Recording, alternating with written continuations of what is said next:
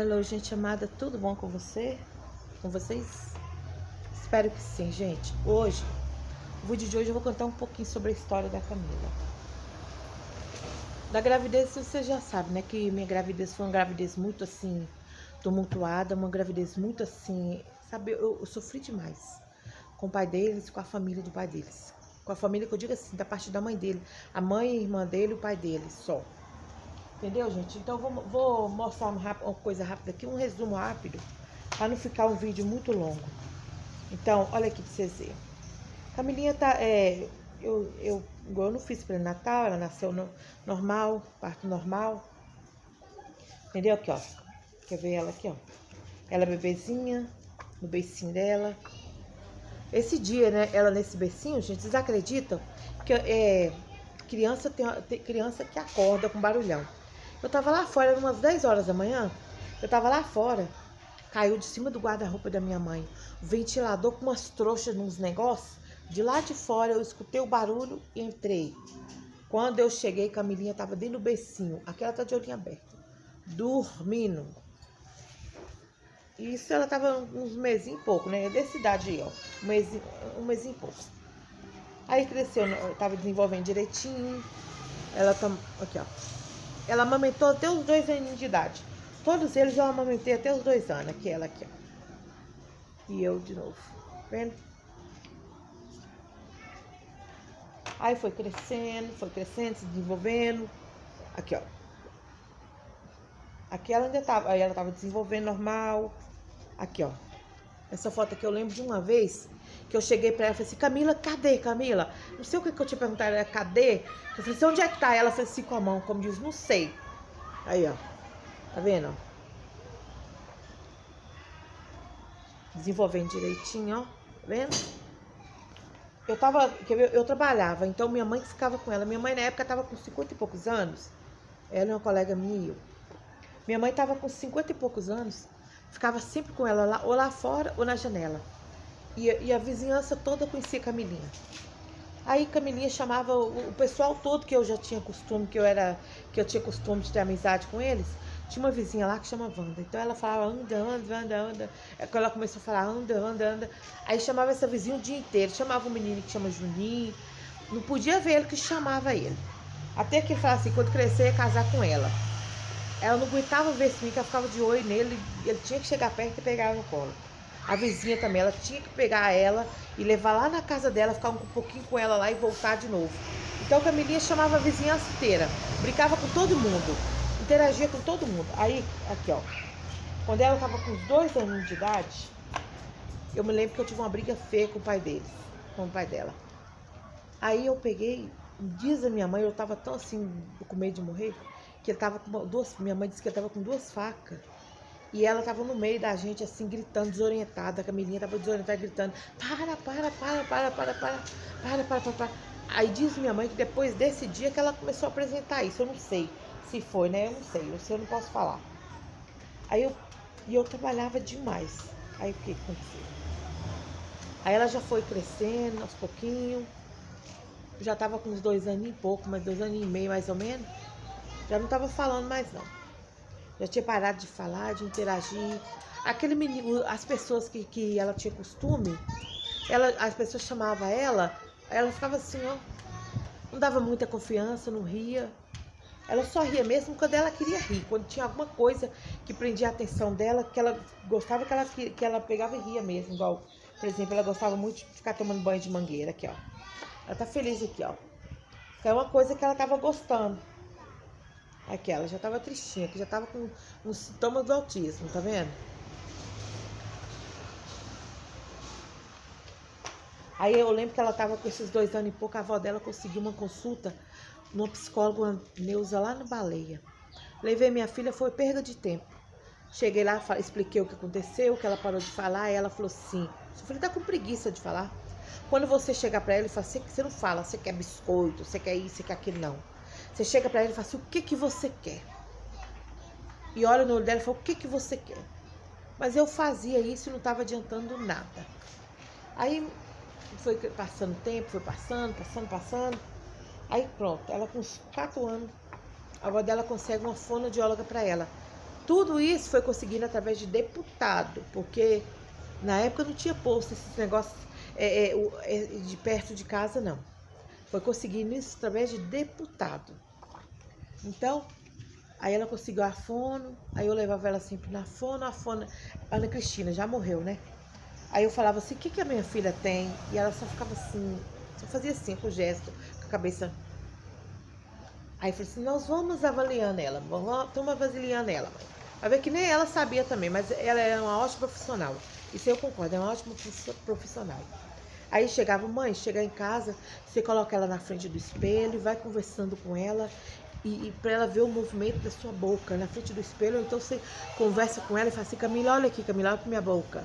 E isso mesmo eu fazia, os exercícios em casa, do jeito que ela pedia eu fazia.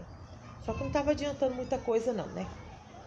Aí até que essa fonoaudióloga falou assim, que não ia mais poder ficar atendendo ela, mas primeiro ela me deu um encaminhamento de uma psicóloga num posto, lá no Eldorado. Eu fui.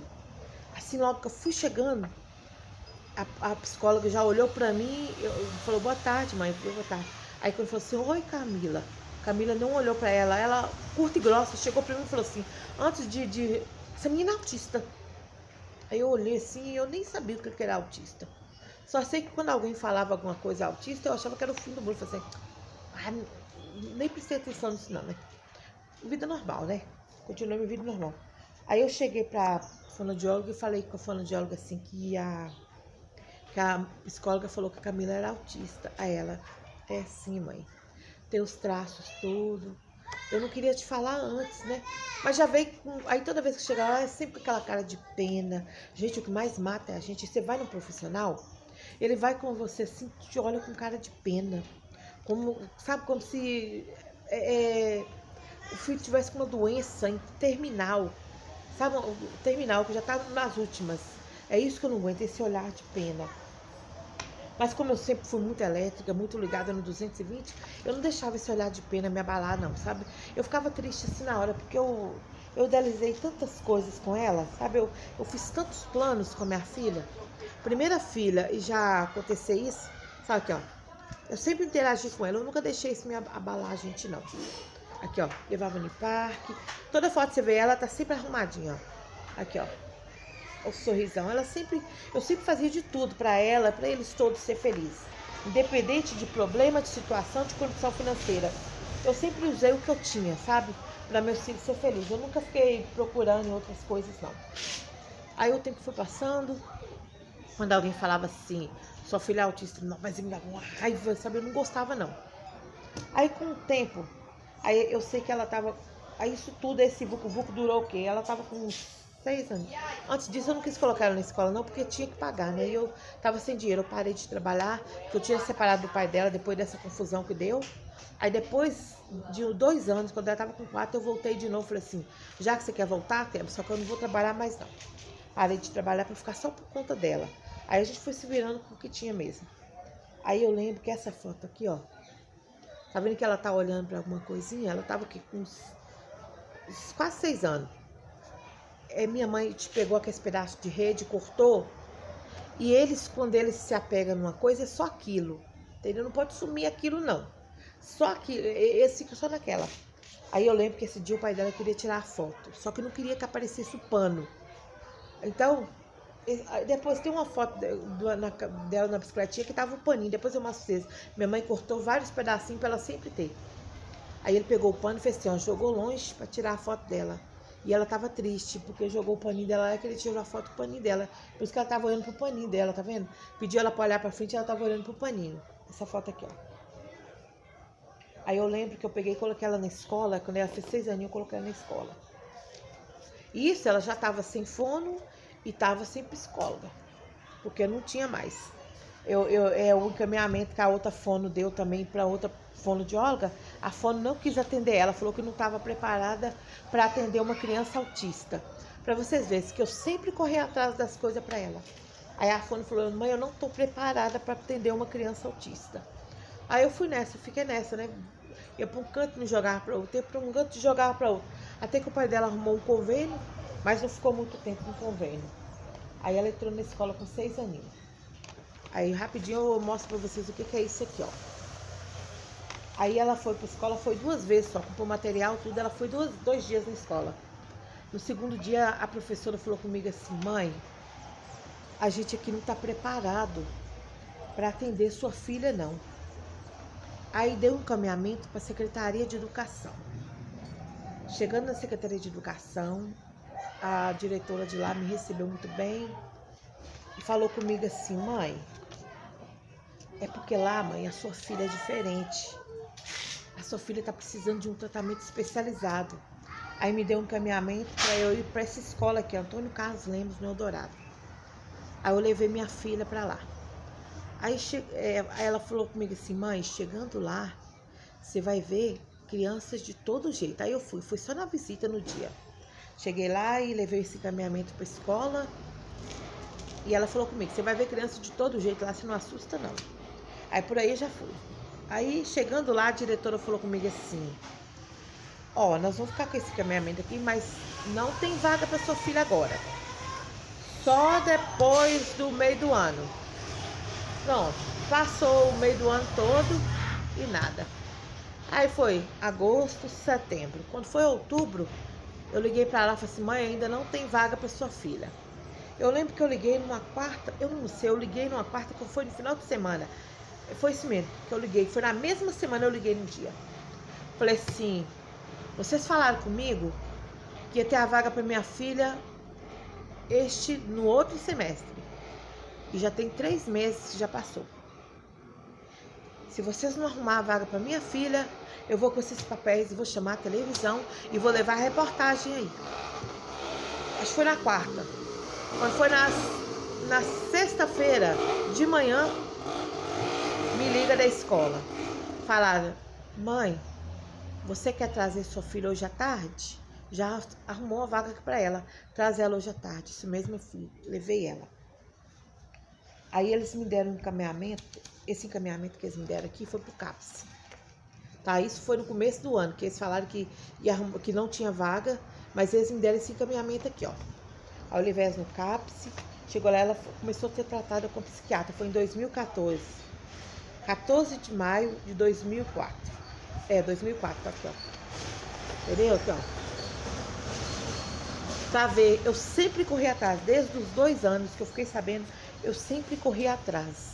Não é só agora, igual aparece nos comentários.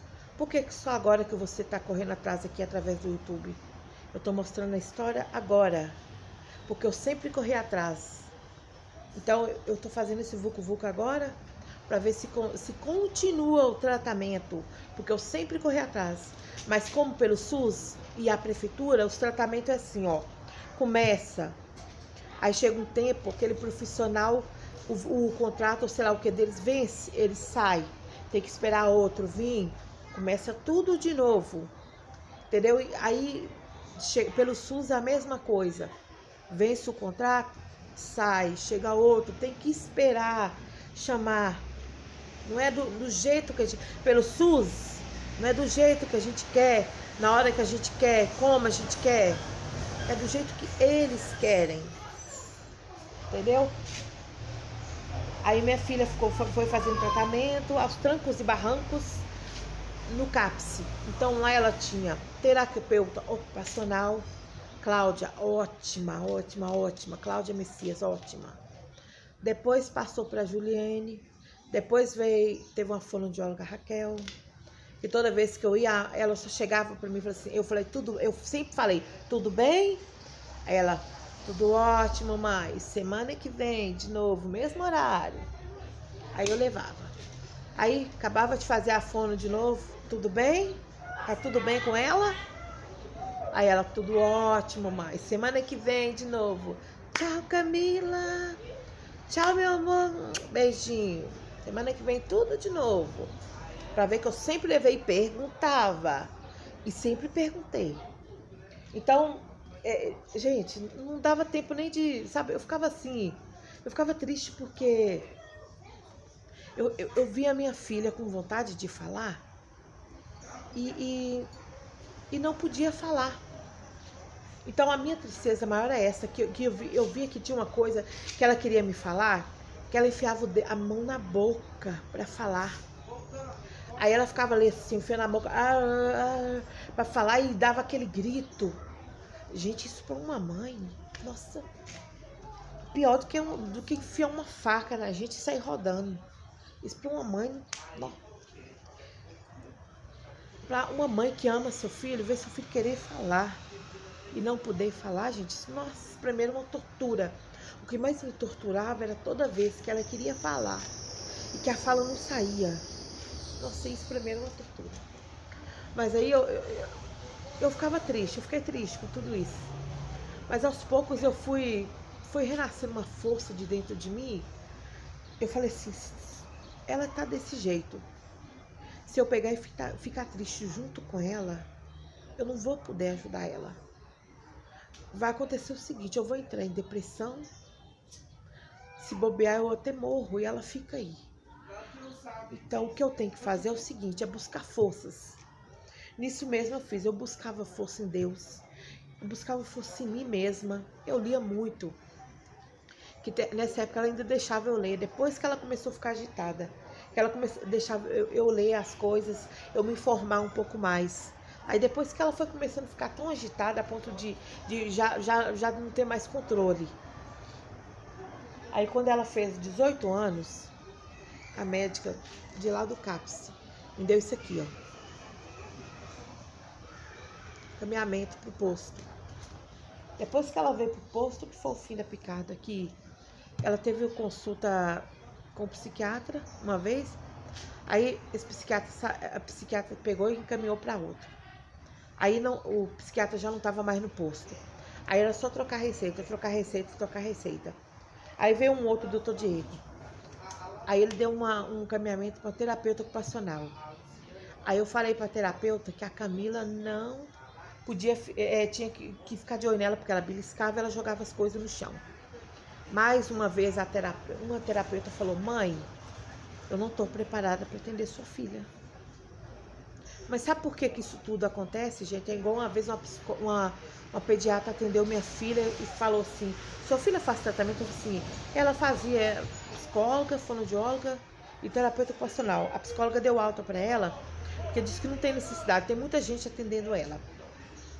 Aí a pediatra falou comigo assim, eu tenho um filho autista. Meu filho faz natação, ele tem psicóloga, ele tem terapeuta, ele tem fonoaudióloga. Ela falou um monte de coisa que o filho dela tinha. Sabe por que sua filha não tem tudo isso, mãe? Ela falou na minha cara, porque você é pobre e você não pode pagar. Quando a pessoa não pode pagar, o filho não tem mesmo, não. Mas tem uns pobres que tem alguns recursos que conseguem pagar, mas infelizmente eu não tenho esses recursos, né? Aí ela falou, foi isso comigo. Simplesmente por isso, porque eu não podia pagar. Que pelo SUS é assim. A gente começa a fazer o tratamento, aí de repente já interrompe o tratamento, já entra outro profissional. Aí daquele profissional já passa para outro. É sempre um empurrando para o outro, sabe? Porque tem uns que não estão capacitados para atender. Então, para que faz a faculdade?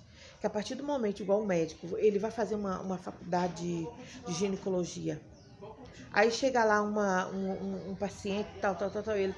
Ai, infelizmente eu sou ginecologista, eu sei que o seu trabalho está precisando de um ginecologista, mas eu não estou preparada para te atender. Então ele não fez uma faculdade para isso.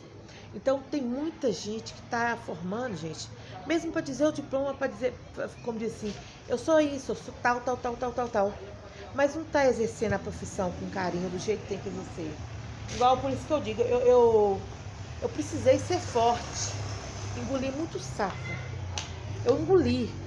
Não é que eu aceitei porque minha filha é autista, porque eu me conformei. Eu engoli ela abaixo, sabe por quê? Que quando você vê o problema, e você tem que ser mais forte do que o problema. Igual aqui, ó. Olha aqui, ó. Coisa linda. Cada vez que eu tiro uma foto dela, que eu olhava ela na escolinha, ó. Ela tão feliz na escolinha, ó. Aqui, ó. E aqui, ó, é caneta. Esse aqui na mãozinha dela é caneta. Ela sempre teve um vício, quando ela cismava com uma coisa, era só aquilo, sabe? Só aquilo e pronto. Então eu tô mostrando pra vocês assim, em resumo. Porque se eu for contar a história dela toda, gente, dá um filme, dá um livro. Porque eu tenho que contar só dela, a do irmão dela que eu conto depois. Então por isso que eu falo assim, ó. Eu descobri o autismo dela, tava com uns 2 anos. Aí ela começou o tratamento desde os 2 anos.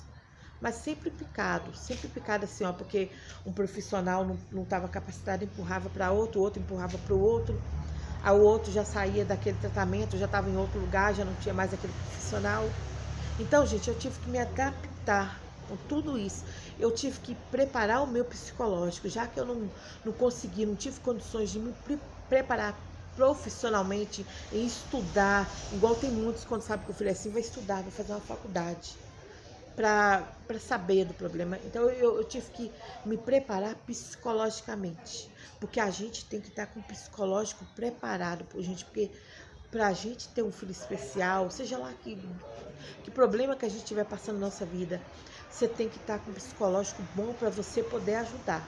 Porque se você não tiver com um bom psicológico, gente, você não consegue se ajudar e não consegue ajudar a pessoa que está precisando de você.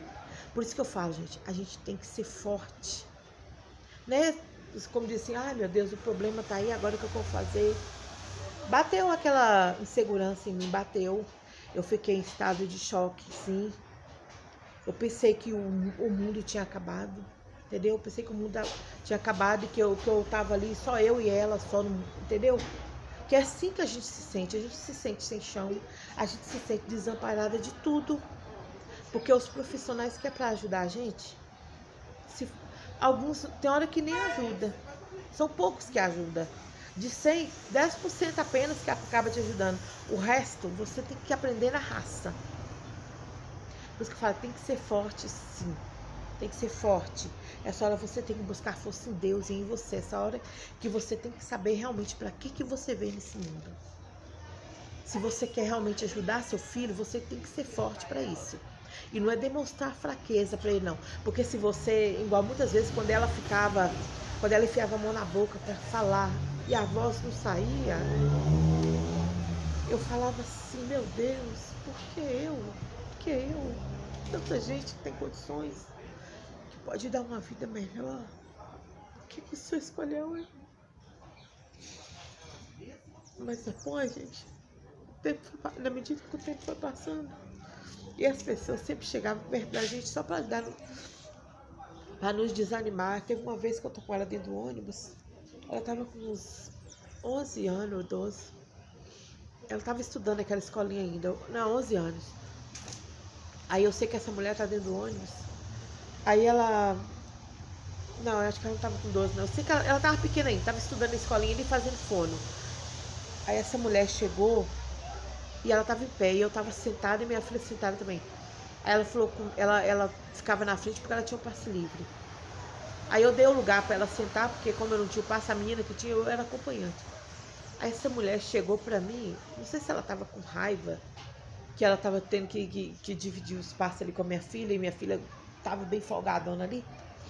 Aí ela falou assim, eu fiquei sabendo que os autistas não vivem muitos anos, não. Eu engoli o choro para não chorar ali na hora do ônibus. Mas quando chegou em casa,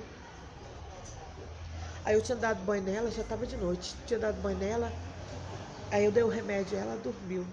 Quando foi 10 horas, eram as 10 horas da noite, gente, eu passei a noite toda chorando. Falei assim, poxa, quer dizer que eu só até os 18 anos que minha filha vai viver? Quando foi a próxima consulta com a fonoaudióloga, eu falei com ela que essa mulher me falou isso. Aí ela pegou, aí nessa hora que ela pegou me falou assim, não, Santi, não existe isso não. A pessoa que falou isso com você, ela é desinformada.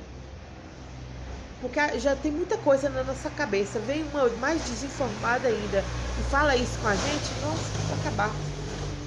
Aí ela falou assim, não existe isso não. Aí depois eu fui observando as pessoas, falam assim, o filho de fulano de tal o filho do ator, ele é autista. Até que eu vi o filho do João Soares, que era autista, e ele já estava bem velho, ele já passava dos 30 e poucos anos, né? Aí que eu respirei mais aliviado, que eu procurei mais informações. Por isso que eu falo, gente, quando alguém falar alguma coisa pra vocês, não vai naquela palavra não, entendeu? Primeiro vocês têm que ter certeza, ver outros casos de outras pessoas que têm filho com o mesmo problema que os seus, sabe? Igual aqui, ó, caminhamento eu tenho bastante. Aqui é pro ser quarto, ó. O Thiago, irmão dela. Caminhamento dele, caminhamento meu, caminhamento dela, lá pro ser quarto. Que lá tem todos os médicos, ó. Tá vendo? Ó. Encaminhamento eu tenho bastante. Tem mais dois ali que eu não sei onde é que eu maloquei esse. Então, gente, isso é um resumo da minha história. Que eu fiquei abalada, sim. Fiquei abalada. E na medida que o tempo foi passando, eu fui percebendo que se eu ficasse abalada, ficasse só pensando no problema dela, eu não ia poder ajudar ela. Porque é uma vida, gente. Um problema ou não, é uma vida que depende da gente para tudo, que é totalmente dependente da gente. Então, o que nós temos que fazer? Nós temos que fazer o nosso melhor e cuidar, igual eu falei assim, eu vou fazer o que eu puder fazer por ela, para ela ter uma vida melhor. Eu não digo que eu vou dar ela tudo do bom e do melhor, mas pelo menos para amenizar um pouco mais o sofrimento dela. É por isso que eu resolvi abrir esse canal no YouTube, para mostrar a minha realidade aqui, o que a gente passava aqui. E eu falei assim, eu vou aproveitar essa visualização toda e vou arrumar um jeito de eu aparecer num programa de televisão. Que se eu aparecer num programa de televisão, não precisa nem eu ficar com o canal no YouTube. Aparece tratamento para ela, aparece condição melhor pra gente. Aí eu não vou ter que sempre ficar dando satisfação. Porque eu sei que tem muita gente boa no YouTube, que acompanha a gente, que tá sempre ali para nos ajudar. Uma palavra amiga, um comentário amigo, um comentário que nos inspira, que nos transforma, sabe? Mas tem também aquele que chega ali para tentar nos diminuir. Igual, não é só quem não tem filho especial, gente, que tenta nos diminuir, não. Uma vez eu fui morar de aluguel perto da escola onde ela estudava, para ficar mais fácil para ela. E nesse lugar foi uma colega minha, que esse barracão é dela. Então, o barracão dela e ela também com uma filha especial. Era para ela se sentir todo o tempo no meu lugar. Mas não, gente. Como ela via eu sempre alegre, cuidando da minha filha em crise, eu ficava ali cuidando dela. E eu ficava mais sempre quietinha na minha. Eu não era de cair lá na casa dela, ela ficava muito bebendo cerveja, colocando a música alta e falando as palavras assim, sabe, perto da filha dela, de umas coisas assim estranhas. Então, e eu não ia pra lá pra me misturar no meio dela. Aí eu lembro que essa mulher do nada, ela ficava com raiva e falava assim, não sei pra que foi ter uma filha especial se não cuida direito. Aí eu ficava pensando assim, o que essa mulher quer que eu faça? Eu saí de lá, da casa onde eu morava, que eu não pagava aluguel. Vim pagar aluguel aqui, pra ficar perto da escola. Eu não pedi para Deus uma filha especial, Deus me deu. Se Ele me deu uma filha especial, é porque Ele sabe que eu vou ter condições de cuidar dela. Então por que ela tá falando isso? Aí eu peguei e saí de lá, da casa dela. Por isso que eu falo, muitas vezes, não adianta você tem pessoas que passam a mesma luta que você, sofre o mesmo que você sofre, sabe do que você passa, vizinhos, família, sabe do que você passa, já sofreu também na vida, mas com certeza não sofreu o suficiente, porque você pode ter certeza, essas pessoas que já sofreram, ou pessoas próximas a você que sabe da sua luta, que te julga, que não está no seu lugar ou que está e te julga, gente, você pode ter certeza, não sofreu o suficiente. E os que me julgam, sem me conhecer direito, apenas vê a minha luta, vê eu no internet e fala, cismei com ela, não gostei dela. Você tem o direito de não gostar de mim, mas você tem o direito também de me respeitar. Porque o que a gente passa não é para qualquer um, não. Não é para qualquer um, não. Pode ter certeza. Então, gente, o vídeo está ficando muito longo, eu vou parar por aqui. Então, essa é um pouco da história da Camila, um pouco. Se eu deixei faltar alguma coisa, vocês me desculpem. Então, é isso. Eu nunca, como diz, no começo, eu fiquei abalada, o chão caiu. Eu fiquei do jeito que vocês que têm filho especial fica. Parece que a vida acabou, entendeu? Mas depois, gente, eu tive que ressuscitar. Eu tive que me ressuscitar. pelo bem da minha filha. E quando eu fiquei sabendo disso, parece que eu morri. Mas eu tive que me ressuscitar para eu cuidar dela. Então eu tô falando com vocês do fundo do meu coração. O que eu faço, o que eu fiz. Entendeu? Eu tive que, cada dia que passa, eu tive que me reinventar um pouco mais. E o que eu não sei também, eu pergunto, eu vejo vídeos. Sabe, quando eu vou nos profissionais que atendem ela, eu pergunto também. Tem uns que tem paciência de falar, tem outros que vai ver que tá tão ocupado porque é o próximo paciente, que acaba não explicando direito pra gente. Então essa foi um resumo de um pouco da vida da minha filha. E vocês que estão passando pelo mesmo, gente, não fica assim, falando assim, acabou, acabou, acabou. O chão se abriu, se abriu. Você ficou abalada, ficou. Mas você vai ter que ser forte por causa dela. Vocês vão ter que ser forte por causa do filho de vocês, ou da filha de vocês, ou da situação que vocês estão vivendo. Porque se vocês não ficar forte por causa deles, você pode ter certeza que vai ser um problema maior. Quem vai acabar caindo vai ser vocês. E quem é que vai cuidar? Então vocês têm que estar de pé, tem que estar forte para cuidar deles, porque é só a mãe mesmo. Porque não adianta falar assim, quando eu morrer meu filho cuida, o marido cuida, fulano cuida. Não vai cuidar, gente. Quem vai cuidar é só a gente mesmo. Então, beijo para todos. Fiquem todos com Deus. Espero ter matado um pouco a curiosidade de alguns.